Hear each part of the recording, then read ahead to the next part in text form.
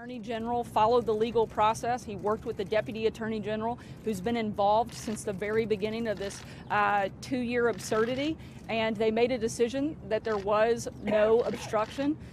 So that makes it a complete and total exoneration. I don't know any other way to look at it when the whole purpose of this investigation was to determine whether or not there was collusion, and there wasn't. They were incredibly clear in the report that there was no collusion, not by the president, but by any American, no one on his team. That's a great thing for our country, and it's a great thing for this administration. Will the president support the release of the full report? The president's spoken on this already.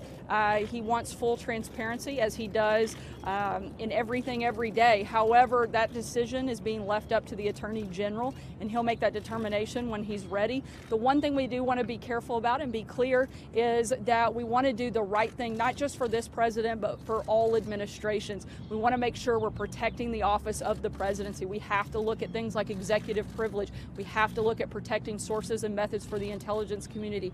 Those are things that you're going to see the Attorney General determine, and he'll make that decision when he's ready. And released a statement saying that they hope relations with the U.S. will improve after this investigation is over. What do you say to that? We want good relationships across the board. The president has always said a good relationship is better than a bad one.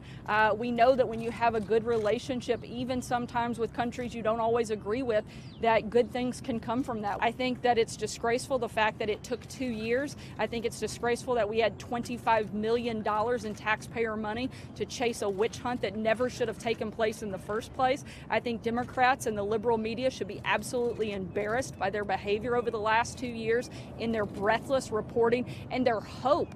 It's not just that they reported and spread a slanderous, malicious lie, but they hoped for the takedown of the President of the United States.